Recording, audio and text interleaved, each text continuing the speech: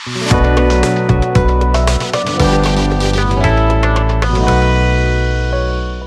बच्चों, समर्थ फैमिली में आपका स्वागत है। तो बच्चों, लास्ट वाली क्लास में जो टॉपिक कंप्लीट किया था उसका नाम था कंडीशनल प्रोबेबिलिटी। उसकी थ्योरी कंप्लीट की थी और उसके ऊपर काफी अच्छे अच्छे क्वेश्चन किए थे। आज की क्लास में जो अपने टॉपिक रहेंगे वो रहेंगे मल्टीप्लिकेशन थ्योरम ऑन प्रोबेबिलिटी, और जो सेकंड टॉपिक रहेगा वो रहेगा इंडिपेंडेंट इवेंट्स। इनके ऊपर जो जो भी क्वेश्चन बन सकते हैं, ठीक है, तो उनको आज की क्लास में डिस्कस करेंगे। इनके ऊपर काफी अच्छे अच्छे क्वेश्चन करेंगे। एक चीज और, इसमें जो थ्योरी वाला पोर्शन रहेगा, थ्योरी वाला पोर्शन कम रहेगा, जो अपना फोकस रहेगा वो क्वेश्चंस के ऊपर रहेगा। तो चलिए स्टार्ट करते हैं। हाँ बेटा, इसमें जो फर्स्ट टॉपिक है अपना वो है मल्टीप्लिकेशन थ्योरम ऑन प्रोबेबिलिटी। अच्छा, ओके, तो लास्ट वाली क्लास में जो कंडीशनल प्रोबेबिलिटी बताया था, जैसे b अपॉन में a, p b अपॉन में a, ये क्या होता था? Probability of b intersection a और अपॉन में क्या आएगा? प्रोबेबिलिटी ऑफ a, यही होता था। अच्छा, इसको ऐसे लिख सकते हैं p b इंटरसेक्शन a, इसको क्या लिख सकते हैं? p a, इसका क्रॉस मल्टीप्लाई किया, ये हो जाएगा b अपॉन में a।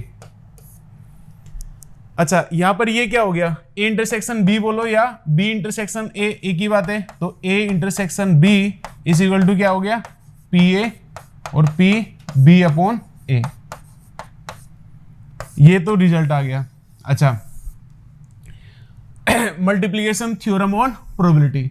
अब यहां पर दो इवेंट है, एक का नाम है a और एक का नाम है b। अच्छा, इसको कैसे कंप्लीट करेंगे? ये क्या बोल रहे हैं? देखो, ये वाला रिजल्ट है ना, ये क्या बोल रहे हैं? जैसे दो इवेंट है a and b, a and b क्या है बेटा? दो इवेंट है ना। तो सबसे पहले अपन क्या करते हैं? a को कंप्लीट करते हैं। तो a को कंप्लीट किया विद प्रोबेबिलिटी pa। अब अपने को पता है कि a कंप्लीट हो गया और b का प्रोबेबिलिटी फाइंड करना है। तो इसमें क्या करेंगे अपन? एक एक करके कंप्लीट करेंगे। a को भी कंप्लीट करना है एंड b को भी कंप्लीट करना है। सबसे पहले यदि मैंने a को कंप्लीट किया तो a कंप्लीट हो गया। अब b को कंप्लीट करना है, एंड के लिए मल्टीप्लाई होता है, b को कंप्लीट करना है। It is given that a जो है कंप्लीट हो चुका। तो इसको ऐसे ही लिखेंगे। तो ये क्या हो गया? p a इंटरसेक्शन b क्या हो गया? p a into p b upon a। इसमें 1 बाई 1 है ना, a करना है एंड b करना है। मान लो 3 इवेंट होती तो क्या होता? एंड c करना होता। अच्छा, 3 इवेंट के लिए क्या हो जाएगा ये? ऐसे देखो, मान लो 3 इवेंट है ना, a intersection b intersection c। एक एक करके कंप्लीट करेंगे। पहले a को कंप्लीट करेंगे, उसके बाद b को कंप्लीट करेंगे, उसके बाद c को कंप्लीट करेंगे। चलो, यदि मैंने a को कंप्लीट किया तो ये क्या आएगा? Probability of a। अब b को कंप्लीट करने जा रहे हैं, अपने को पता है a जो है कंप्लीट हो चुका, तो उसको क्या लिखेंगे? p b अपॉन में a। अब a और b दोनों कंप्लीट हो चुके, c को कंप्लीट करने जा रहे हैं, तो इसको क्या लिखेंगे? p c, जो कंप्लीट हो चुका उसको अपॉन में लिखेंगे। तो a b का मतलब यहां पर क्या है बेटा? a intersection b। अच्छा, इसको आगे एक्सटेंड भी कर सकते हो। मान लो क्या है ना, चलो 4 इवेंट के लिए देख लेते हैं। 4 से ज्यादा तो क्या पूछे हो, तो 4 इवेंट के लिए है ना, a b c d, इनको 1 बाई 1 कंप्लीट करना है। a को भी कंप्लीट करना है, b को भी कंप्लीट करना है, c को भी एंड d को भी कंप्लीट करना है। तो ये क्या आएगा?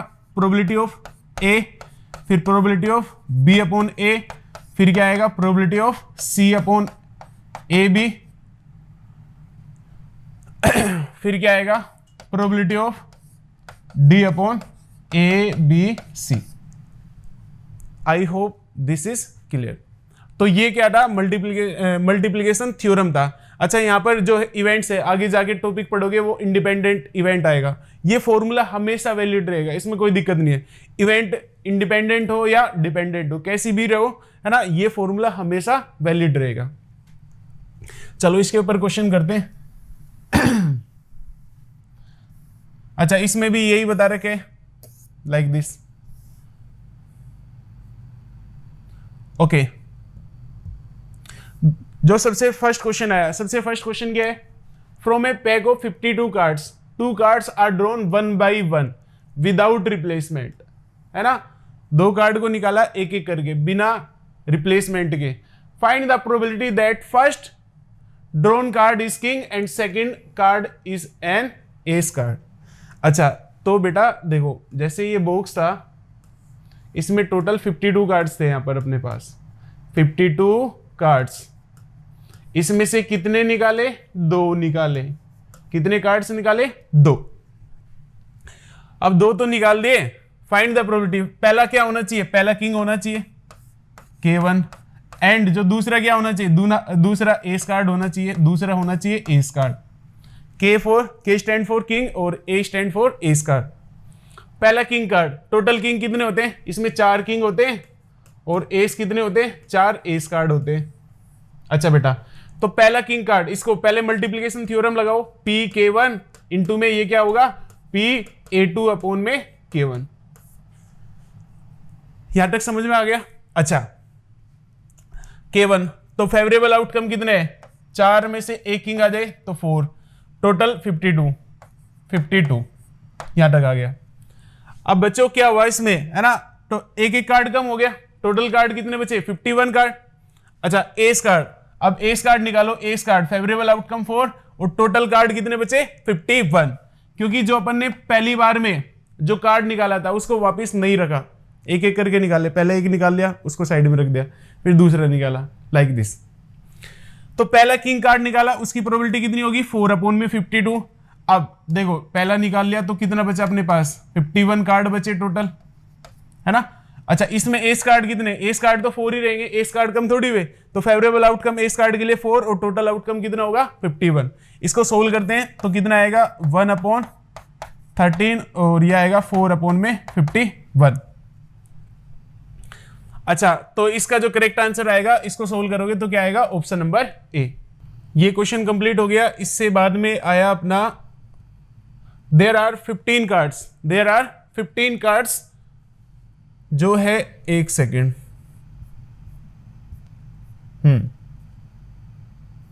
इसका आंसर आया A option.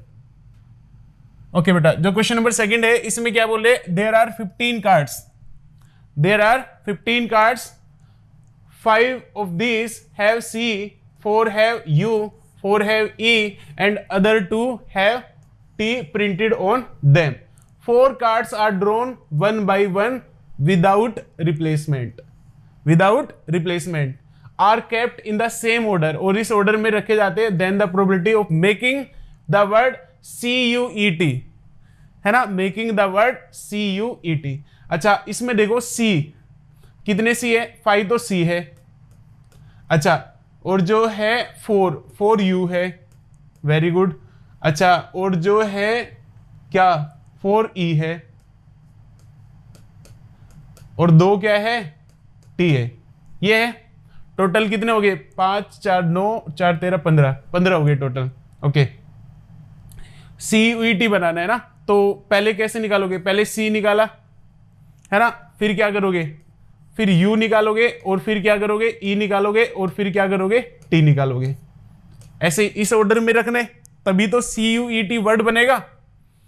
Then the probability of making the word CUET। अच्छा इसको है ना फॉर्मूले से करेंगे, मल्टीप्लीकेशन थ्योरम से। तो पहले C निकालो, टोटल C कितने हैं? टोटल C है 5, तो 5 में से कोई एक C आ जाए, 5 अपॉन में टोटल जो कार्ड है 15। अब जो है C तो निकल चुका, अब निकाल रहे हैं U कितने हैं टोटल? U है अपने पास 4 और टोटल कार्ड कितने बचे? 14। अब क्या निकालो? E कितने अपने पास? 4 और टोटल कार्ड कितने बचे? 13, क्योंकि एक कम हो गया। अब इसके अंदर नेक्स्ट जो T निकालेंगे, T फेवरेबल आउटकम इसके लिए कितना है? 2 और टोटल कार्ड कितने बचे? 12। इसको सोल्व करो, इसको सोल्व करेंगे, ये आएगा 3 टाइम्स 4 3 जा और ये आएगा 2 7 जा, तो 4 अपॉन में ये कितना हो गया? 21 इंटू में 39। तो इसको सोल्व करोगे ये आएगा 4 अपॉन में 819, जो कि ऑप्शन नंबर कौन सा दे रखे?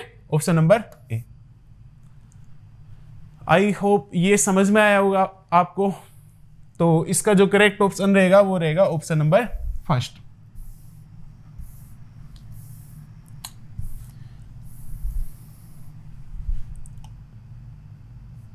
हाँ, ऑप्शन नंबर ए इसका करेक्ट आंसर है। अब जो नेक्स्ट टॉपिक आया, नेक्स्ट टॉपिक है अपना इंडिपेंडेंट इवेंट्स, है ना। इंडिपेंडेंट इवेंट्स क्या होती है, देखो इंडिपेंडेंट इवेंट्स का देखो जैसे क्या होता है, ए और बी दो इंडिपेंडेंट इवेंट है, ए कंप्लीट हो या ना हो, है ना, उसके ऊपर बी का फर्क नहीं पड़ेगा। या क्या कह सकते हैं अपन, मान लो बी कंप्लीट हो या ना हो, उसके ऊपर ए का फर्क नहीं पड़ेगा, आपस में क्या रहेगी, इंडिपेंडेंट रहेगी। अच्छा, तो यहां पर जैसे कंडीशनल प्रोबेबिलिटी आता था ए अपॉन में बी, ये किसके ऊपर डिपेंड करती थी, बी के ऊपर डिपेंड करती थी। यदि ए एंड बी क्या है, इंडिपेंडेंट इवेंट्स है, तो इसका मतलब क्या होगा, ए और बी, जो ए का प्रोबेबिलिटी है बी के ऊपर डिपेंड नहीं करेगा। यदि ए और बी दो इंडिपेंडेंट इवेंट है तो ए का प्रोबेबिलिटी बी के ऊपर डिपेंड नहीं करेगा, ऐसे ही बी का प्रोबेबिलिटी ए के ऊपर डिपेंड नहीं करेगा। तो यहां पर अपन इसको ऐसे ही बोल सकते हैं, पी बी अपॉन ए, ये किसके इक्वल आएगा, पी बी के इक्वल आएगा। बात समझ में आई, यस आई होगी, है ना। तो पी ए अपॉन बी, ये कंडीशनल प्रोबेबिलिटी होता था। यदि ये इंडिपेंडेंट है तो ए अपॉन बी किसके इक्वल आएगा, पी ए के इक्वल आएगा। अच्छा, इसका फॉर्मूला अप्लाई करो, ये हो जाएगा P A intersection B upon में पी बी, और ये किसके इक्वल आया, प्रोबेबिलिटी ऑफ ए। तो यहां पर ए इंटरसेक्शन बी, इसका प्रोबेबिलिटी क्या आ गया, पी ए इंटू में पी बी। तो यदि ए और बी दो इंडिपेंडेंट इवेंट्स है, यदि ए एंड बी क्या है, दो इंडिपेंडेंट इवेंट्स है, तो इंटरसेक्शन का प्रोबेबिलिटी क्या होगा, probability of A into probability of B. यहां तक आपको पता होना चाहिए, ये नेसेसरी कंडीशन है। यदि क्वेश्चन के अंदर ये वाली कंडीशन होल्ड करती है तो इसको देख के अपन क्या बता देंगे, ए और बी दोनों कैसी इवेंट्स है, इंडिपेंडेंट इवेंट्स है। ओके,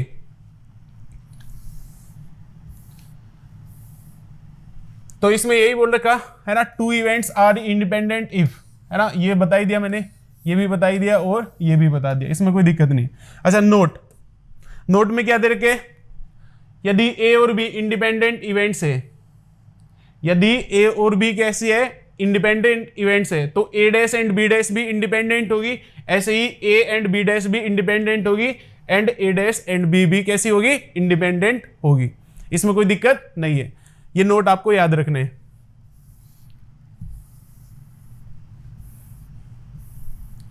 चलो टाइम वेस्ट ना करते हुए सीधा मूव करते हैं क्वेश्चन की तरफ।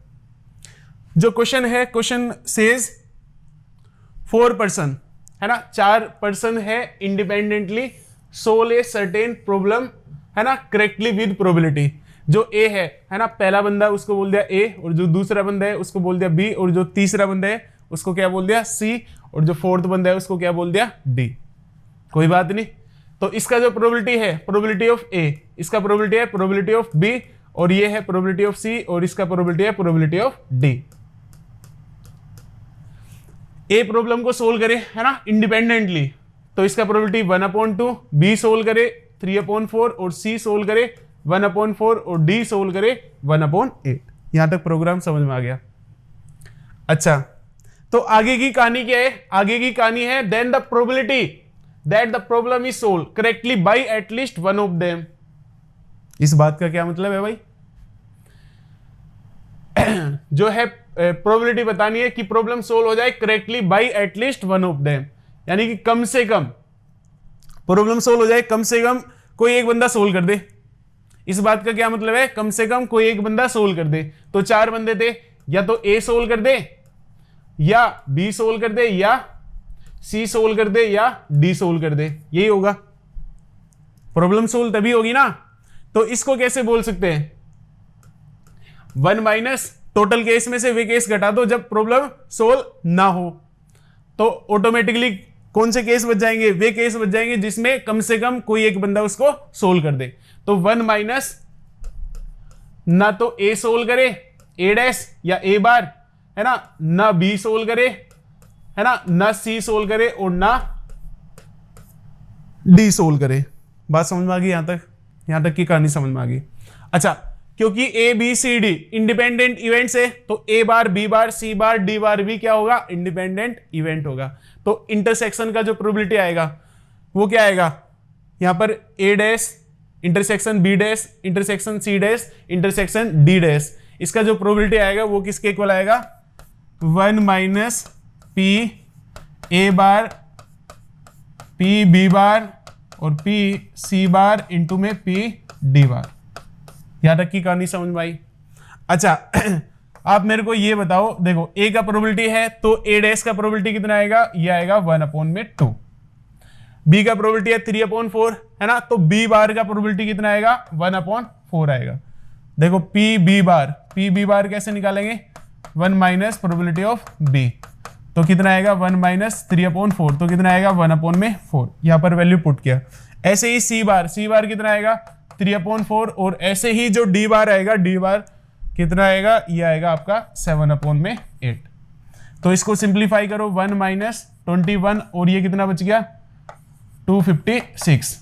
तो LCM low 256 minus 21/256, this will become 235/256। तो ये कौन सा ऑप्शन रहेगा, option number A will be the absolutely correct answer. तो इसको रफ करते हैं।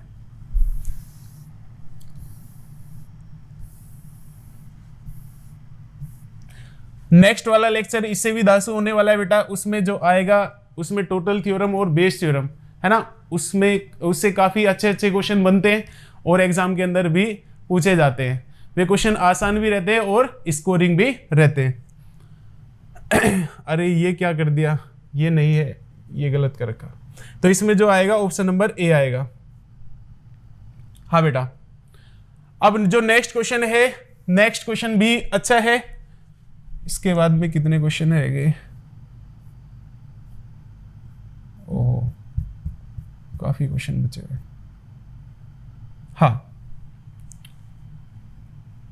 हाँ बेटा, इसमें क्या है, दो इवेंट है E and F are two independent events, the probability that exactly one of them occur, exactly one of them occur, इसका प्रोबेबिलिटी दे रखा 11/25। The probability of none of them occur, इसका प्रोबेबिलिटी दे रखा ये PT denotes the probability of occurrence of the event T। Then बताने इसमें से कौन सा ऑप्शन होगा। मान लो जो E का प्रोबेबिलिटी है, E का प्रोबेबिलिटी मान लिया X है, E का प्रोबेबिलिटी क्या मान लिया X, और ऐसे ही F का जो प्रोबेबिलिटी है उसको मान लिया कि बेटा तुम Y, है ना। इसने बोला अच्छा पहला जो ये क्या दे रखा आपको, exactly one of them solve करे, यानी कि यदि E सोल्व कर दे F सोल्व ना करे, या का मतलब प्लस लगाएंगे यहां पर, है ना। E सोल्व ना करे F सोल्व कर दे, इसका प्रोबेबिलिटी दे रखा 11/25। क्योंकि ये इंडिपेंडेंट है तो यहां पर E एंड F बार भी कैसा होगा, इंडिपेंडेंट, क्योंकि नोट के अंदर बताया था। तो यहां पर E का प्रोबेबिलिटी, इसको लिखेंगे probability of E into probability of F बार, तो यहां पर आएगा X इंटू में 1 माइनस Y। देखो प्रोबेबिलिटी ऑफ F बार ये कैसे निकलेगा, 1 माइनस प्रोबेबिलिटी ऑफ F। ऐसे ही प्रोबेबिलिटी ऑफ E बार ये कैसे निकालोगे, 1 माइनस X। अब यहां पर ये कितना बचेगा, probability of E bar it means 1 minus X, और ये कितना आएगा Y, और यहां पर आएगा 11/25। कहानी में ट्विस्ट आया थोड़ा सा। अच्छा, जो सेकंड केस दे रखा, द प्रोबेबिलिटी है ना, none of them solve the problem, यानी कि ना तो E सोल्व करे ना ही F सोल्व करे, इसका प्रोबेबिलिटी दे रखा 2/25। अब इसको सोल्व करो तो ये कितना आएगा, 1 माइनस X और 1 minus Y is equal to 2/25। 2/25। अच्छा अब यहां पर आप देखो, एक तो ये इक्वेशन बन गई, इसका मल्टीप्लाई करो आप, x माइनस ये हो गया माइनस XY और माइनस XY इधर से बना, तो कितना हो गया माइनस का 2XY, और ये कितना बचा बेटा, ये बचा एक यहां पर प्लस Y। तो इसको सोल्व करोगे, ये इक्वेशन बनेगी, इसको बोल दिया इक्वेशन 1। ऐसे ही इस इक्वेशन को सोल्व करोगे, मल्टीप्लाई करो इसका, ये आएगा 1 माइनस X माइनस Y और minus minus minus plus XY is equal to में 2/25। कहानी में ट्विस्ट आ गया, दो इक्वेशन बन गई एक्स और वाई में, दोनों को सोल्व करते ही एक्स और वाई का वैल्यू आ जाएगा, तो आपके ये ऑप्शन मैच हो जाएंगे। अच्छा, अब थोड़ा सा इसको रफ कर देते हैं। अब फाइनल बेटा उन दोनों इक्वेशन को सोल्व करने हैं। एक्स और वाई का वैल्यू जो आएगा, एक्स का वैल्यू प्रोबेबिलिटी ऑफ ई हो जाएगा और वाई का वैल्यू प्रोबेबिलिटी ऑफ एफ हो जाएगा। अच्छा, इसमें है ना एक काम करो, आप इन दोनों को ऐड कर दो, तो 1 + 2 करेंगे तो क्या होगा, 1 + 2 करने से क्या आएगा, एक्स एक्स कैंसिल, ये कैंसिल, तो 1 - xy इज = अच्छा, इन दोनों का डिनोमिनेटर सेम है, क्या ऊपर वाले नंबर डायरेक्ट ऐड हो जाएंगे, तो 11 + 2 ये कितना बचेगा, 13/25। तो xy क्या आएगा, इसको दे ले जाओ 1 - 13/25, दिस विल बिकम 12/25। तो x का वैल्यू कितना है, xy का वैल्यू आया 12/25।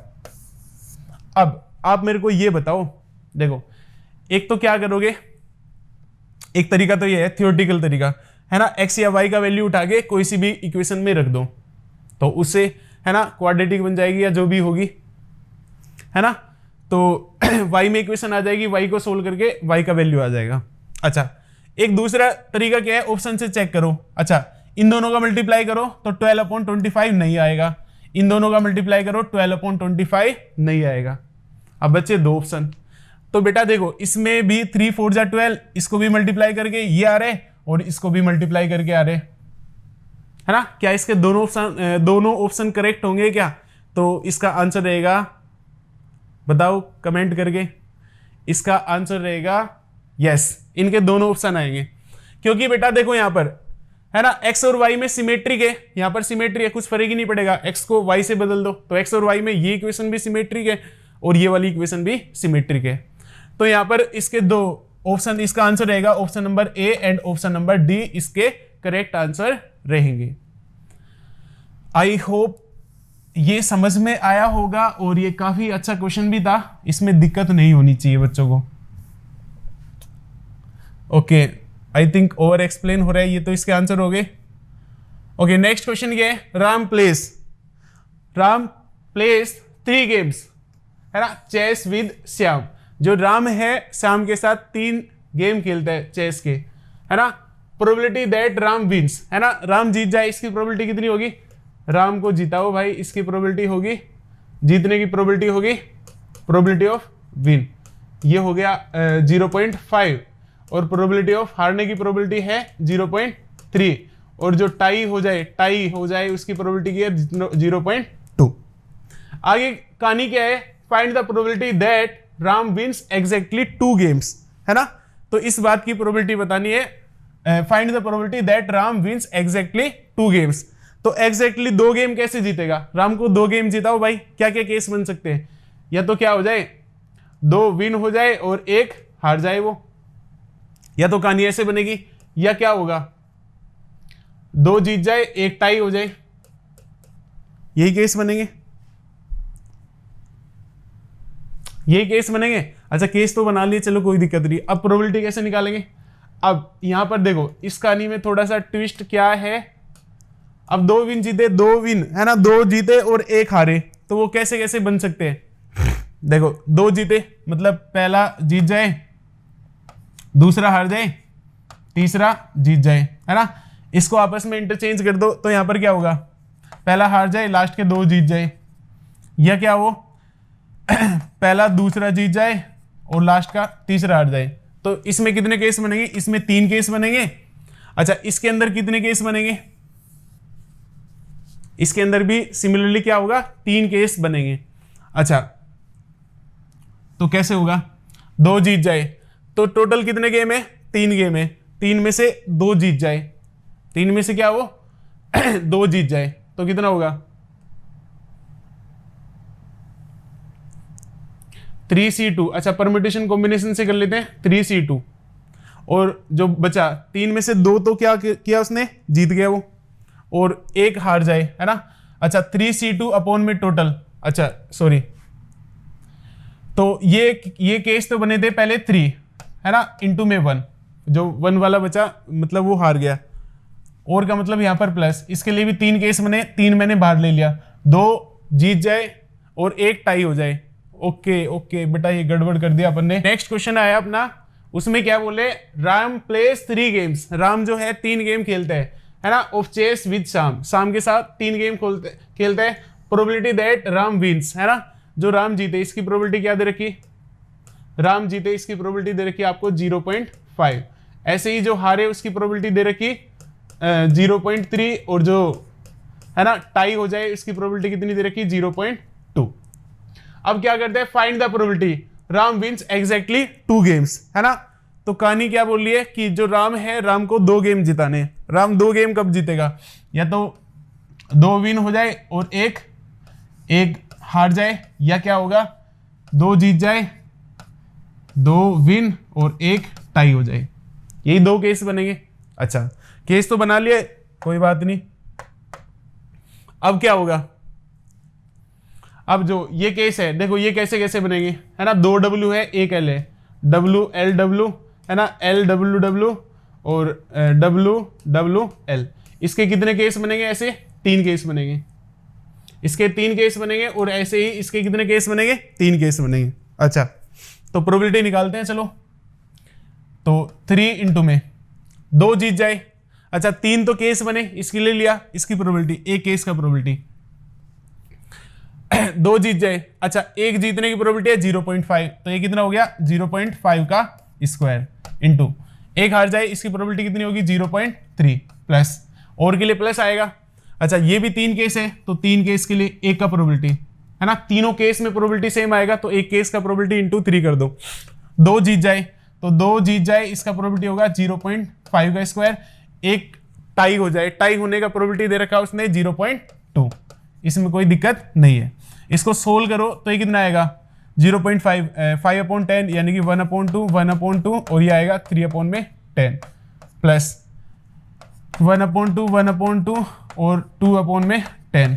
तो दिस विल बिकम, ये होगा 40 और 3 और 2 5, है ना, 15/40। This will become 3/8। तो इसका आंसर रहेगा ऑप्शन नंबर ए, इसमें कोई दिक्कत नहीं है। अच्छा, अब चलते हैं क्वेश्चन नंबर नेक्स्ट पर। इसका जो आंसर रहेगा इसका ए। अच्छा, सेकंड क्वेश्चन, ये नेक्स्ट जो क्वेश्चन आया, नेक्स्ट क्वेश्चन भी इसके जैसा ही है ना। ये क्या बोल रहा है, a certain team wins with probability this, and जो है इस प्रोबेबिलिटी से वो हारती है, और जो टाई होने की प्रोबेबिलिटी है वो कितनी है 0.1। The team place 3 game, what is the probability that team wins at least 2 games, team win at least 2 game.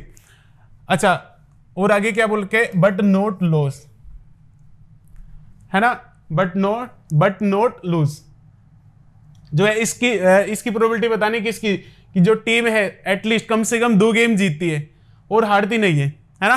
तो कम से कम 2 गेम कैसे जीतेगी, या तो क्या करे 2 गेम जीत जाए, है ना, हराना नहीं है, तो इसमें क्या आएगा 1 टाई हो जाए, या क्या हो जाए तीनों जीत जाए, बस यही होगा, तीनों जीत जाए। इसमें तो एक ही केस बनेगा, है ना, पहला भी जीत जाए, दूसरा भी जीत जाए, तीसरा भी जीत जाए। अगेन इसके कितने केस बनेंगे, इसके केस बनेंगे आपके 3। इसके केस कितने बनेंगे 3।